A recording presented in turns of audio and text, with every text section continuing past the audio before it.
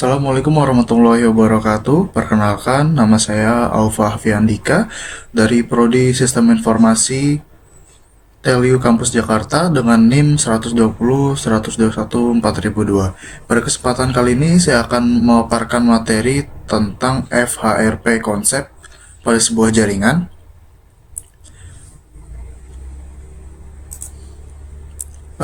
Pertama, ini adalah outline eh di mana ini adalah topik yang akan kita bahas selama 3 sampai 7 menit ke depan dalam video ini. Kemudian di sini ada apa pengertian FHRP, kemudian cara kerjanya, jenis-jenisnya, dan yang terakhir ada kesimpulan. Pertama, apa itu FHRP? FHRP itu First Hop Redundancy Protocols, adalah protokol jaringan yang dirancang untuk memberikan redundansi pada router pertama, first hop router dalam jaringan lokal. Maksudnya gimana? Jadi ada sebuah jaringan di mana nanti memiliki 2 sampai 3 router. Salah satunya adalah router utama dan sisanya adalah router backup atau router pengganti. Jadi FHRP itu adalah sebuah mekanisme saat router utama tiba-tiba mati, kemudian ada 2 router cadangan yang bisa langsung mengambil alih fungsi router utama secara otomatis. Kemudian cara kerjanya bagaimana?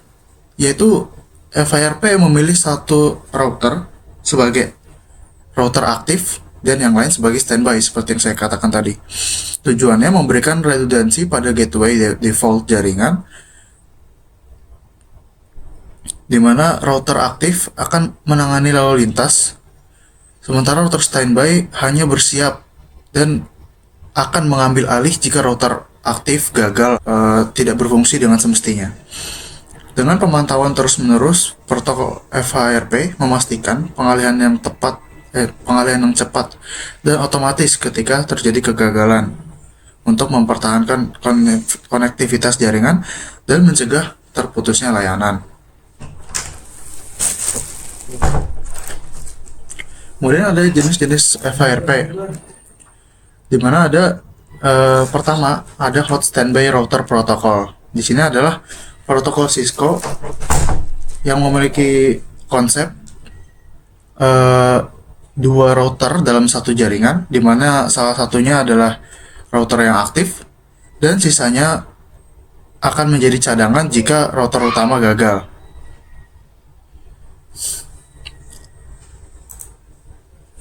Yang kedua ada VRRP, Virtual Router Redundancy Protocol, di mana protokol ini hampir mirip dengan HSRP.